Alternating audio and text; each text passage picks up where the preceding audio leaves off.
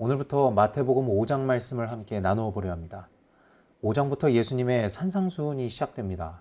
산상수훈의 시작은 팔복입니다. 마태복음은 시간 순서대로 기록된 책이 아닙니다. 마태의 의도대로 중요한 부분을 나열하여 완성한 책입니다. 예수님 오심을 예비한 자 요한이 잡혀가고 이제 예수님의 사역이 시작됩니다. 가장 소망 없는 곳으로 가셔서 소망의 빛을 비춰주셨고 제자를 부르셨습니다. 그리고 예수님의 메시지가 선포됩니다. 그 메시지 중 가장 처음 나오는 것이 팔복입니다. 저는 이 산상수훈의 가장 앞 팔복을 잘 이해하는 것이 아주 중요하다고 생각합니다. 저희가 보는 개역개정 성경에는 팔복이 이런 식으로 기록되어 있습니다. A하는 자는 복이 있나니 B를 무엇할 것임이요. 이것을 해석하면 이렇습니다. A를 하는 사람은 B를 하거나 얻거나 하는 복을 받는다. 고로 B를 하거나 얻고 싶으면 A를 해야 한다 라고 설명할 수 있습니다. 이것을 가만 생각하면 좀 이상합니다. 복을 받기 위해 무언가의 행위가 필요하다는 것입니다. 우리는 이런 것을 기복신앙이라고 말합니다.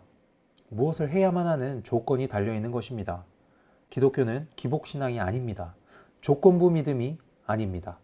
복을 받기 위해 지극정성을 바치는 그러한 신앙이 아닙니다. 그렇다면 이 구절들은 대체 어떻게 된 것일까요? 저는 중학교 1학년 학생들의 눈높이를 염두에 두고 있기 때문에 간단하게 설명을 드리겠습니다. 결론부터 말하자면 번역의 실수라고 볼 수 있습니다. 심령이 가난한 자는 복이 있나니 천국이 그들의 것임이요가 아닌 심령이 가난한 자는 복이 있다. 왜냐하면 천국이 그들의 것이기 때문이다. 라고 해야 본래 의도에 맞는 문장이 됩니다. 왜냐하면이라는 단어가 빠졌기 때문에 기복신앙적인 해석이 되어버렸습니다. 왜냐하면을 넣어서 다시 문장을 풀어보겠습니다. A를 하는 사람은 복이 있다. 왜냐하면 B를 했기, 얻었기 때문이다. 이 땅에서 A를 하는 사람은 복이 있다. 왜냐하면 하나님께서 B를 했기, 하나님께 B를 얻었기 때문이다. 그렇다면 복은 이 땅에서 A를 하는 행동이자 문장 뒤에 나오는 B, 둘 다를 뜻합니다. 그리고 A와 B는 같은 복을 의미합니다. 다시 문장을 살펴보겠습니다. 심령이 가난한 자는 복이 있다. 왜냐하면 천국이 그들의 것임이요. 여기서 A는 심령의 가난함입니다. B는 천국을 얻은 것입니다. 기존의 번역대로 해석하면 심령이 가난해야만 천국을 얻을 수 있습니다. 그래서 천국을 가려면 심령이 가난해야지 하고 노력해야 한다는 것입니다. 정확한 번역대로 해석을 하면 이렇습니다.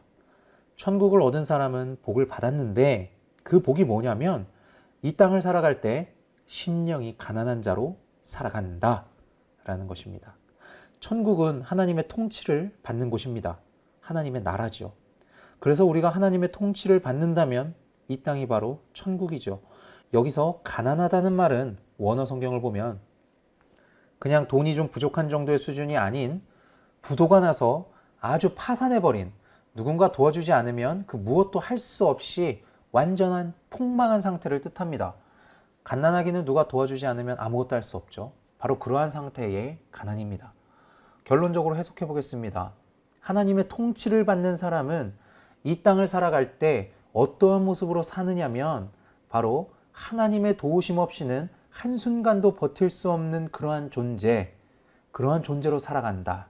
그런데 그게 바로 하나님이 주시는 복이다. 좀 길긴 한데 이렇게 해석하는 것이 이전에 우리가 보던 것처럼 기복신앙적으로 해석하는 것보다는 낫다는 것입니다. 여러분 주변에 어떤 신앙인이 매 순간순간마다 하나님의 도우심을 갈망하고 갈급해하고 믿음으로 살려고 노력한다면 그는 이미 천국을 얻은 것입니다. 얻었기 때문에 그렇게 살 수 있는 것입니다. 천국을 받기 때문에 이 땅의 것들로는 채워질 수가 없는 것입니다. 그래서 가난한 것입니다. 눈에 보이지 않는 영적인 복을 받았다면 이 땅을 살아갈 때 우리 눈에 보이게 표출되어집니다. 천국을 얻은 사람은 이 땅을 살아갈 때 자연스럽게 가난한 심령을 가지고 살게 됩니다. 아까 A와 B는 같은 복이라고 했습니다.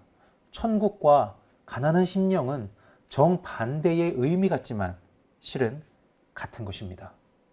그렇다면 우리 두 번째 문장도 같은 방법으로 해석할 수가 있습니다.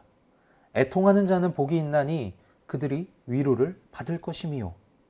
자, 한번 해석해 볼까요? 애통하는 자는 복이 있다. 왜냐하면 그들이 위로를 받았기 때문이다. 좀 더 깊숙이 들어가 볼까요? 이 땅에서 애통하는 사람은 복이 있다. 왜냐하면 그들이 하나님께 위로를 받았기 때문이다. 그럼 다시 한번 풀어서 해볼까요? 하나님께 위로를 받은 사람은 이 땅을 살아갈 때 애통하며 살아간다. 그게 바로 하나님이 주시는 복이다.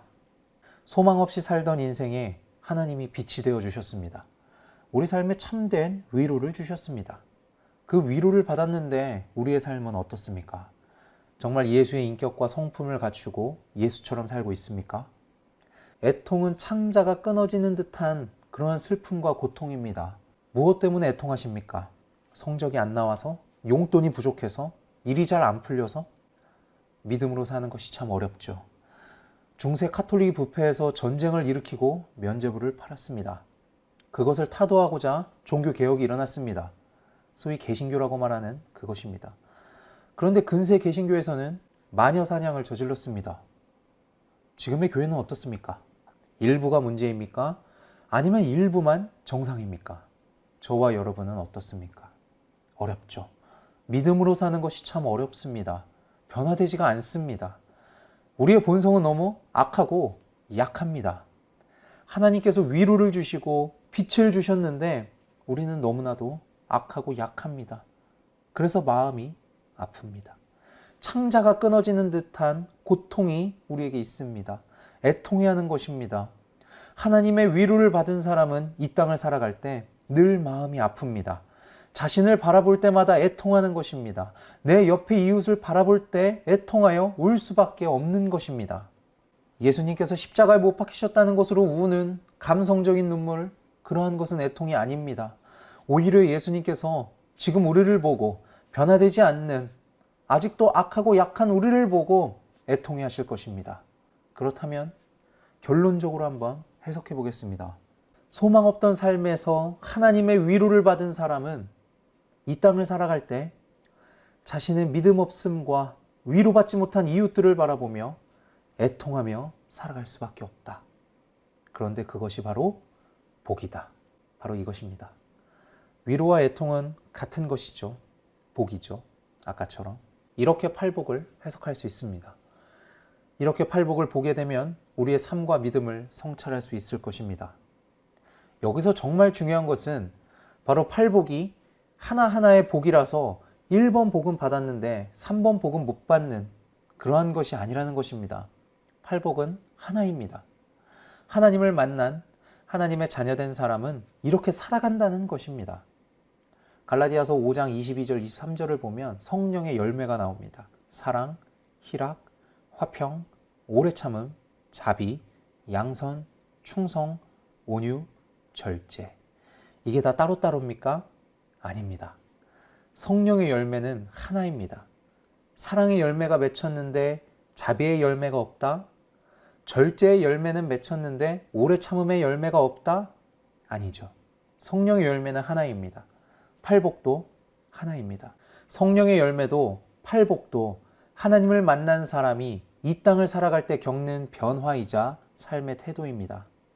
팔복이든 성령의 열매든 우리 삶의 그 끝은 나를 부인하고 예수로 사는 삶입니다. 이 땅에서 작은 예수로 사는 것, 하나님께서 찾으시던 그 의인으로 사는 것이 중요하다고 예수님께서 산상수훈 그 첫 번째부터 말씀하고 계신 것입니다. 눈에 보이지 않는 믿음은 눈에 보이는 삶으로 증명하게 되어집니다.